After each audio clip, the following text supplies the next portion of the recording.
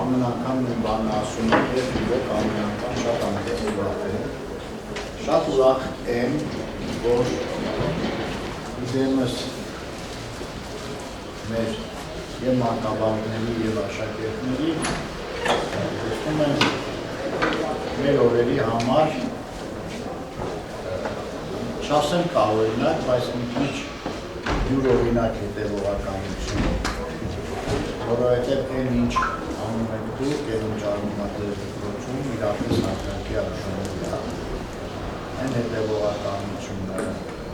այն գեղեցիկ ներկայացումները, որ դուք առաջարկում եք մեզ, այն ջանքը, որ դնում եք ամեն անգամ, և նաև այն հետևողականությունը, որ կա հենց Երևանի պետական հասարակում վերջացարումներ ամենաշնորհակալություն, այն շնորհակալության է արժանի։ Ես կարծում եմ այն ինչ դուք պիտի ներկայացնեք մեր օրերի համար առավել քան կարևոր է, որովհետև ցավոք սրտի կարծեք աստիճանաբար հասնում ենք մի հանգրվանի, մի իրավիճակի, երբ մեր հերոսների, մեր ականավոր գործիչների, ոչ թե կենսագրությունը, այլ անունները իմանալն է, կարծեք թե դա խնդիր, և ես առնում շատ կարևոր է անում եք, և ես կուզեի, որպեսզի մենք բոլորս և առաջին հերթին դուք, որպես չեմ ուզում ասել ապագա, ձեր ուսերին, նաև մեր մեծերիս ոչ բավարար հետևողականության չափից ավելի մեծ դեր ունեցող սերունդ, որտեղ լիքը բաներ մեր անհետևողականության պատճառով մենք էլի փոխանցում ենք ձեզ, այն ինչը որ մենք պիտի արած լինենք, իմանաք մի բան, այն ինչ դուք անում եք, առաջին հերթին ձեր համար է։ Ես չեմ ուզում շատ, այսպես վերամբարձ խոսքեր ասել, առաջին հերթին ձեր համար, որովհետև այն հերոսում դուք պիտի ներկայացնեք, ինքն էլ էր անում ձեր համար և իր գործողության և իր նմանների Սողոմոն Թեհլերյանի մեր բոլոր հերոսների գործողության իմաստը, նպատակը, հեռահար նպատակը ընդամենը մեկն էր, ամեն ինչ անել, որ մենք շարունակենք գոյություն ունենալ որպես տեսակ, ուղղակի որպես տեսակ, մեկը հազարների մեջ, բայց տեսակ, որը աշխարհի ցանկացած կետում, ցանկացած միջավայրում, ցանկացած իրավիճակում իրեն առաջին հերթին ճանաչում և ներկայացնում է որպես հայ։ Եվ ես խնդրում եմ դուք նաև այս տեսանկյունից նայեք այն ամենին, ինչ դուք անում եք, որովհետև այն ինչ դուք անում եք, դա հայ լինելու, հայ մնալու, ձեր հայ մնալու ամենակարևոր գործողություններից և ամենակարևոր բանաձևերից մեկն է։ Աշխարհը ընդհանրապես որևէ երկրում, որևէ տարածքում, կլինի դա Աֆրիկա, կլինի դա Ավստրալիա, կլինի դա Ասիա, կլինի դա Հարավային Ամերիկա, տեսակը պահպանելու այլ բանաձև, քան մշակույթն է, դեռ չի ստեղծել և չի ստեղծելու ամենամոտ ապագայում։ Որտև այսօր այդ մի քանի հազար մշակույթները վկայություն են աշխարհի բազմազանության, իսկ հասկանալ մշակույթը, կրել մշակույթը նշանակում է առնվազն երկու բան, լեզու, եթե լեզուն չկա, տոներ, սովորույթներ, ծեսեր և հիշողություն։ Որ մեզ դեպքում ամենևին պարտադիր չէ, թե Սողոմոն Թեհլերյանի մասին հիշողությունը ֆրանսերեն, անգլերեն, թե հայերեն է փոխանցում, որտեղ բոլոր դեպքերում ինքն ունի վերջնակետ և այդ վերջնակետը տեսակն է։ Այս նույն բեմականացում է, այս նույն ներկայացում, եթե Ֆրանսիայի որևէ կիրակնորի հայկական դպրոցում բեմադրվի ֆրանսերենով, ինքը նույն էֆեկտն է, որտեղ վերջնանպատակը տեսակն է, տեսակի պահպանությունը, և ես ուզում եմ հերթական անգամ շնորհակալություն հայտնել ձեզ, ձեր մանկավարժին, դպրոցի մանկավարժական կոլեկտիվին, տնօրենին, ձեզ ծնողներին ամենակարևորը, որ այսքան հետևողական են եւ դուք այսքան հետևողական եք եւ նախորդ անգամներն էլ ասել եմ, շատ ուրախ կլինեմ, որ դուք որպես լավ մարդիկ, լավ դպրոցականներ, վաղը մյուս օր լինեք մեր ուսանողները։ Արտադիր չի պատմության ֆակուլտետ, ցանկալի է պատմության ֆակուլտետ, բայց ես վստահ եմ, որ այդ տեսակը, որ դուք ձևավորում եք, այն տեսակը, որ դուք կրում եք, այն տեսակը, որ դուք անընդհատ ըխկում եք, որտեղ ես ամեն ներկայացումը ձեր միտքն է զարգացնում, գուցե չեք էլ դիտարկում։ Ինքը մեզ պետք է։ Մեր պետությանն է պետք, մեր երկրին է պետք, մեր հասարակությանն է պետք, մեզանից յուրաքանչյուրին է պետք, այնպես որ շատ շնորհակալ եմ եւ կարծում եմ առաջիկայում մենք դեռ էլի կունենանք հանդիպելու հնարավորություն, բարի եւ հաջող աշխատանքից։ Այսօր Երևանի պետական համալսարանի պատմության ֆակուլտետի ուսանողական գիտական ընկերությունը եւ Կարեն Դամոթյանի անվան 139-11-րդ դասարանի աշակերտներին մեկտեղել է այստեղ հայոց ցեղասպանության 10-րդ տարելիցը, որի շրջանակներում մեր աշակերտները հանդես են գալու բեմականացման, որը կրում է անձնական ատելություն, թե ազգի կանչ խորագիրը։ Շատ շնորհակալ ենք ձեր ընտրության ցանկության համար, որ միշտ գալիս եք մեզ մոտ եւ կիսում ձեր կարևոր պատմական այս խորհրդանշական շենքում շնորհակալ ենք նաև ձեր դասերին, մանկավարժներին և ծնողներին ձեզ այստեղ բերելու համար։ Միշտ պատրաստ ենք ձեզ սիրական։ Դարեր շարունակ ինձ հայ են կոչել, նույնիսկ չիմանալով այն երկրի տեղը, որտեղ բնակվում եմ։ Երկիրը, որտեղ Ուրարտուից առ այսօր իմ նախնիները կարողացել են պահպանել մեր մշակութային արժեքները, 2000 տարի շարունակ ենթարկվելով կոտորածների և հալածանքների և ամեն անգամ հուսալով, որ դա վերջին անգամն է։ Զավթիչների ագահության ու փառաբանության շրջանում աշխարհում առաջին քրիստոնյա ժողովուրդը ներառվեց մոտար սահմանների մեջ, թուրքական լծի տակ, նոր երկիր ստեղծելու վայրի մոլուցքով։ Մզկիթների խաբուսիկ լռությունը հավատացյալներին աղոթքի էր հրավիրել, մինչդեռ գլխատված հայերի գանգերից բուրգեր էին գոյանում։ Տերսոպի այրող ավազների վրա, որտեղ հոգևար կապրեց մի ողջ ժողովուրդ, մոլեկար հրոսակները հազարավոր կյանքեր խորտակեցին ու խեղեցին։ Մնացին, ամահացան նրանց հոգիները, նրանց հիշատակը, և քամու երգը լսող այրող ավազին ծնկաչող պոետը, որի առջև մանկան կմաղթի մի գլորից քամին սրին էր սարքել։ Սարսափելի լռության մեջ հիշեցնում էր ամահության երգը։ Բնաջնջման ծրագրի հաստատման վայրը դարձավ հունական Սալոնիկը, իսկ գազանաբար հոշոտման կազմակերպիչն իրականացնողը երիտթուրքական կուսակցությունը, Աբդուլհամիդից ոչնչով չտարբերվող Թուրքի արունակ ձեռագրով։ Ձեռագիր, որով Վարունարբու Թալիաթը գրեց, որ թողնելու են մեկ հայ, այն էլ թանգարանում, բայց ոճրագործի երազանքը չիրականացավ։ Չիրականացավ, քանզի ճակատագրական պահին եկեղեցում Աստծո մեջ ապասանած աղոթող բազմությանը ողջունող Թուրքի դեմ հայը ոտքի ելավ։ Դիմադրական մարտեր լինել Սասունում, Զեյթունում, Մարոնում և Վանում։ Հաղթական ավարտին հասցրեց Մուսալեռան 40-օրյա ցուցահանդեսի մարտը։ Չիրականացավ Թուրքի հայաջին երթումը, քանզի հայը հիշեց թե իրենց զոր անապատում ողջ հողջ թաղված տասնյակ հազարավոր անմերձ զոհերի անունով գերեզմանները, հիշեց Պանդիսով դարձած ծերերին ու մանուկներին, հորտակված ու արևանքված կանանց ու աղջիկներին, վայրերի լեզվով թոթվանքի կարոտ հարկադրաբար մահմեդականացված մարդկանց, հիշեց գազանաբար հոշոտված Գրիգոր Զորաբին, Դանիել Վարուժանին, Ռուբեն Սևակին, Կոմիտասին և այլոց, մի ողջ տար հիշեց հայը։ Բերլին, 15 մարտ, 1921 թիվ, առավոտյան ժամը 11, Հարդենբուրգ։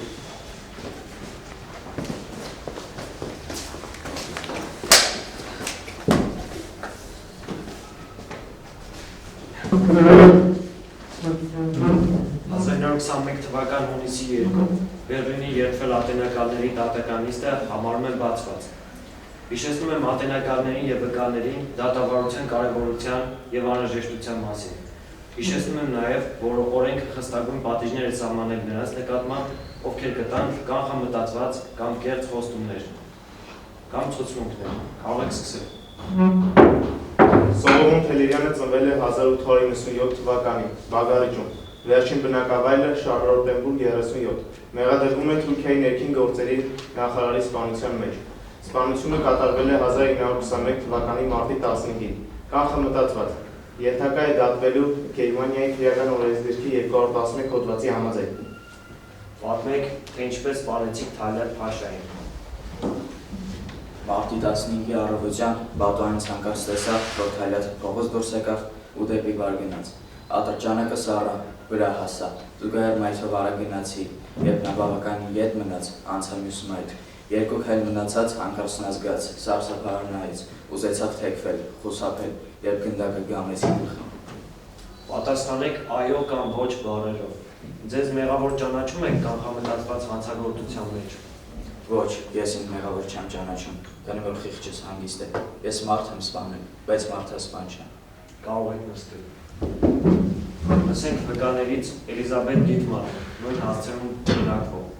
Տիկին, երդվում եք ասել ճշմարտությունը եւ միայն ճշմարտությունը։ Երդվում եմ։ Ես նրա տանտիրուհին էի այդ մի խոսքով կատարվածի ժամանակ։ Նա մի հաճելի երիտասարդ էր,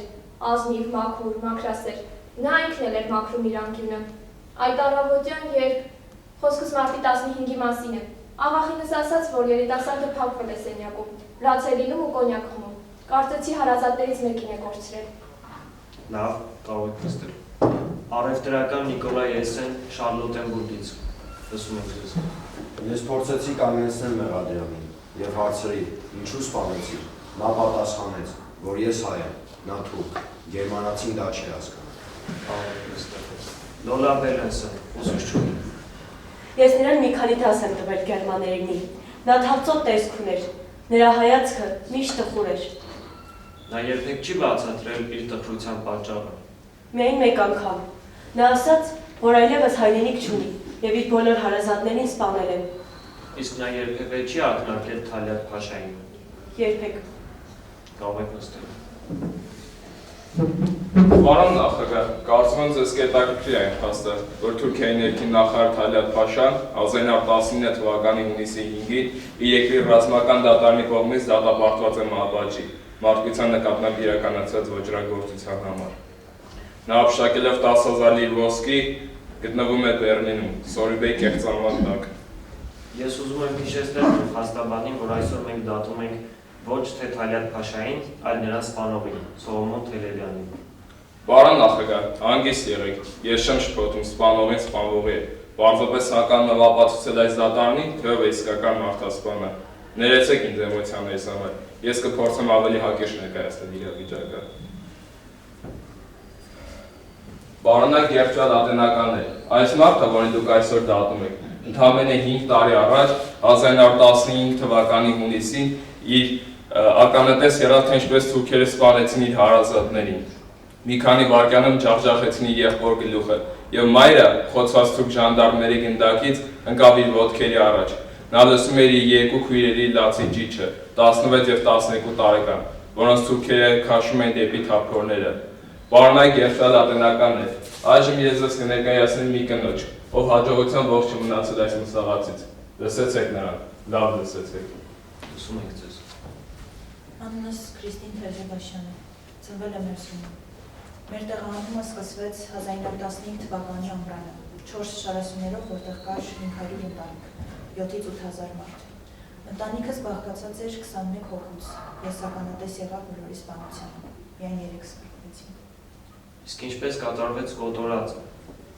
Մեզ բերեցին Մալաթիա, Միլարան մոտ բաժանեցին 2 խմբի, տղամարդկանց եւ կանանց։ Սկզբում չհասկացանք, թե ինչ կատարվեց մյուս խմբի հետ։ Հետո պարզվեց, որ տղամարդկանց սպանեցին, իսկ կանանց խոքում կետը նետեցին։ Նույնիսկ հղի կանանց չէին խնայում։ Թուրքերը բացում էին որովայնը եւ հանում երեխային։ Սարսափելի է։ Սա ճշմարտություն է։ Ես երդվում եմ, պարոն դատավոր։ Քույրս հղի էր, նույն բախտին ունեցել։ Լավ, կարող եք նստել։ Դոկտոր Յոհաննես Լեպսիուս, դուք քաջատեղյակ եք հայկական հարցին եւ հայկական կոտորածներին, չնայած Գերմանիայի գաղտնի դաշինքի պատճառով այն երկար ժամանակ չէիք հրապարակում։ Ասացեք, խնդրում եմ, այս ամենը համապատասխանում է իրականությանը, թե ոչ։ Պարոն նախագահ, նման պատմություններն իրենց ապացույցներով բազմաթիվ են, անհամար անգամ հրատարակվել են գերմանական, անգլիական ու ամերիկյան ամսագրերում։ Միայն թե 20-րդ դարում դժվար է պատկերացնել նման դաշնություն, որը թուրքերին թույլ տվեց 1,5 միլիոնից ավելի հայ բնակչություն։ Այս կոտորածները նախապես պլանավորված էին Օսմանյան կայսրության իշխանությունների կողմից եւ կատարածվեցին 15 թվականի ապրիլին ռազմական նախարարի Էնվեր Փաշայի ու ներքին գործերի նախարար Թալեբ Փաշայի գլխավորությամբ։ Շնորհակալություն, կարող եք նստել։ Պարոն նախագահ, թույլ տվեք հարցնել պարոն Լեպսեսին, արդյոք ջարդերը կրոնական բնույթ ունեին։ Մենք կարող ենք ասել, որ դրանք իրականացվել են կրոնի քողի ներքո, սակայն իրական պատճառը Օսմանյան կայսրության տարածքների ընդլայնումն էր, որը պետք է իրականացնեին Էնվերը, Ջեմալը, Թալեբն ու Նազիմը։ Դատավարության ավարտից հետո դատարանի նախագահը Լեմբերգը երթվյալներին է ուղղում օրենքով սահմանված հարցերը։ Երթվյալները մեկուսանալով մեկ ժամ տևողությամբ խորհրդակցություն ունեցան։ Ապա երթվյալների գլխավորը ներկայացավ դատարանին եւ պատվով ու խղճով վկայեց հետեւյալը, որպես երթվյալների որոշում։ Հանցավորը Ամբաստանյա Սողոմոն Թեհլիրյանը 1921 թվականի մարտի 15-ին Շարլոտենբուրգում մի մարդու Թալեբ Փաշային սպանելու համար։ Ես կստորագրեմ որոշումը եւ կխնդրեմ քարտուղարի նույնը անել եւ իլուր բոլորի կարդալ այն։ Քարտուղարը կարդում է որոշումը, որը թարգմանվում է Ամբաստանյանի նախագահ։ Ապա ուրեմն ազդարարվում է հետևյալ դատավճիռը. Ամբաստանյանը ազատ է արձակվում պետության հաշվին։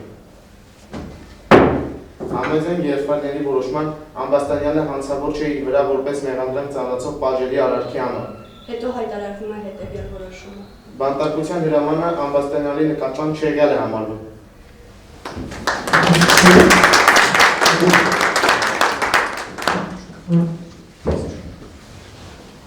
Սպանություն, որ եւ արդար էր եւ արդարացած,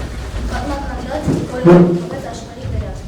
1918 թվականին իրետարի կոտրոնից հաստատանց հայերյանց վերեժգործել։ Հնդկահայերով ցեղասպանության գլխավոր կազմակերպիչներից։ Սողոմոն Թեհլիրյանը սպանեց Թալյալին, բայց ասաց, որ մարդասպան չէ։ Բարոյական դիլեմայի ենթատեքստում աշխարհն ընկալեց, նա սովորական մարդասպան չէ։ Եվ կատարվածը յուրօրինակ դատաստան է 100,000-ավոր անունապատկական ծրագրված ցեղասպանության համար։ 12 ժամվա դատավարությունից հետո գերմանական դատարանը արդարացրեց Թեհլիրյանին։ Նրա դատը ազդեցություն թողեց միջազգային արդարադատության վրա որպես վրիժառության չտեսնված օրինակ։ Հայոց եղերն իմ հոգու ճիճն է, կրախտանքիս բուգն է հայոց եղերն։ Հայոց եղերն իմ խղճի տունն է, վրեժիս տունն է հայոց եղերն։ Ուշերից բուգն է հայոց եղերն, կարոտիս վենն է հայոց եղերն։ Գիտեք, աշխարհում մի հայր ունի, նա չի մոռանա հայոց եղերնը։ Նա չի մոռանա շուրջարմասից, ծովի ծով հապապերից։ Աչքերիս առջև երկնահաս մի սար, մի ուխտատեղի առանց ուխտավոր, ուր հայց ոտքը չի դիպել մի դար, չի հնչելա ոտքն այնքան զորավոր, չեն վարվել ջահեր հրե պատարակ, չի խփվել հզոր ձայնը դհոլի, մասիսը գերի մի ցեղի վայրակ, կիսատ ենք թողել հայի կոչարին։ Իմ ժողովուրդը այդ պայծառ գարնանը հենարան չուներ, Բոբի կարինը գրխեղջ ոտքերով ձեզորի ավազով ճամփան էր բռնել։ Ճամփա, սակայն, որ նազնիվ ու վեր մի ժողովրդի գերեզմաններ դառնալու հետո, միահասար սոր, հսկա գերեզման, որ մինչև այսօր հայ մանուկների ջերմակ ոսկորի ֆոսֆորն է փայլում, քամին է ոռնում ու փոշին ցրում, անգամ աչքերի հայացքն է տանում։ Հանգստություն ձեր վիս հոգիների, յաթահանված վրանքով զոհեր, մենք եք խաղաղությամբ, իմացեք, ապրում է հայը, հիշում եղերնազար եղածներից և փորձում մեր կյանքով անմահացնել ձեզ, թող մամերի այս թրթրացող լույսը հասնի երկինք, ձեր հոգիներին և այնտեղից թափվի աշխարհի վրա մաքրյալ տարբերության աղբից, Տեր Աստված, պահիր ու պահպանիր իմ ժողովրդին, ապրելու, արարելու նոր ուժ տուր, որ աշխարհին ցույց տանք մեր բասկի և խելքի զորությունը։ Դու պիտի հիշես ապրելու համար, դու պիտի առնես վրեժը տալվում, դու պիտի վրեժ առնես ապրելու համար հազարապատիկ, ավերումի դեմ քո ստեղծելով, ավերվանի դեմ քո Երևանով, աքսորների դեմ խուլ անապատից նորից տուն դարձող քո քարավանով, դու պիտի ապրես այսպես սրանով, քո մաքարելով, քո հավատալով։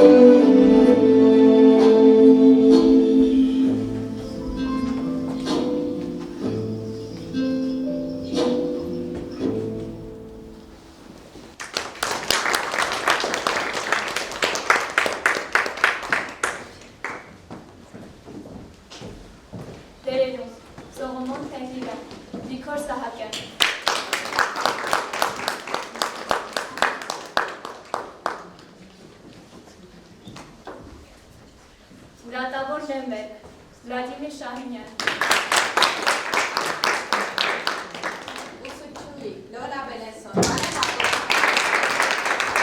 Կանտիրուհի Էլիզաբեթ Դիթման, Մարիամ Տոնոյան, Քարտուղար Ռուբիկ Թումանյան, Քրիստին Թերզեբաշյան, Լիլիա Անդրեասյան,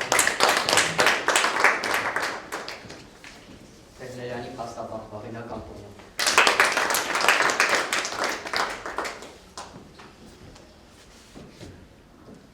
Հովանես Լեպսուս, Արան Բաբայան, Նիկոլա Հոսեն, Վահե Ասեգյան, Հայլատ Փաշա, Արսեն Ծատուրյան,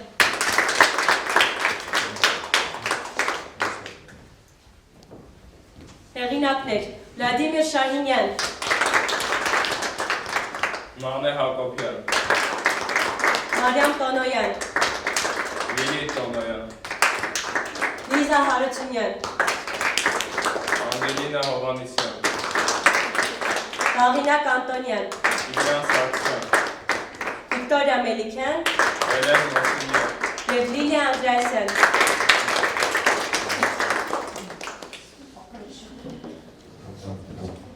Ինձ թվում է խոսքերն ավելորդ են։ Ես արդեն ունեմ, իմ աշակերտներն արդեն իմ մասնագիտություն ինձ թվում է արդեն ունեն, դերասանական արվեստը,